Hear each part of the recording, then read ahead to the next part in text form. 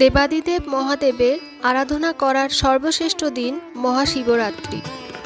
এই দিন ভক্তি মনে পুজো করলে বাবা ভোলেনাথের ভক্তদের মনোবাঞ্ছা পূরণ হয়। হিন্দু ধর্মে শিব চতুর্দশীর মাহাত্ম্য অনেক। পুণ্যার্থীরা শিবের জন্য ব্রত পালন করেন। দিনভর চলে নানা ধর্মীয় রীতি পালন।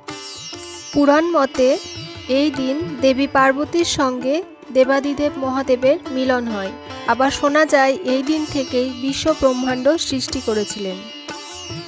আজকের ভিডিওটিতে আমি আপনাদের জানাবো 2025 সালের শিবরাত্রির দিনক্ষণ, 2025 সালের শিবরাত্রির নিশীথকাল, শিবরাত্রি ব্রতের নিয়ম এবং শিবরাত্রি ব্রতের ফলাফল।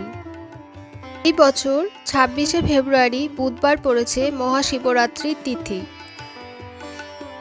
26শে ফেব্রুয়ারি সকাল 9:42 থেকে 27শে ফেব্রুয়ারি সকাল 8:39 পর্যন্ত থাকবে শিব চতুর্দশীর তিথি। শাস্ত্র মতে মহাশিবরাত্রির পুজোর শ্রেষ্ঠ সময় হল নিশীথকাল। এই তিথিতে 4 প্রহর পুজো হয়। অনেকে কোনো একটি প্রহর বা 4 প্রহরেই পুজো করেন। শাস্ত্র মতে মহাশিবরাত্রির তিথিতে সন্ধ্যাবেলা স্নানের পর শিবের পুজো করা উচিত। বিশ্বাস অনুযায়ী ব্রত পালনের পূর্ণ ফল লাভের জন্য সূর্যোদয় থেকে শুরু করে চতুর্দশী তিথি অস্ত যাওয়ার মধ্যেকার সময় পর্যন্ত ব্রত সমাপ্ত করা উচিত।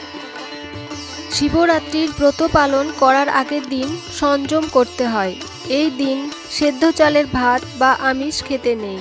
আতপ চালের সেদ্ধ ভাত খাওয়ার নিয়ম এই দিন।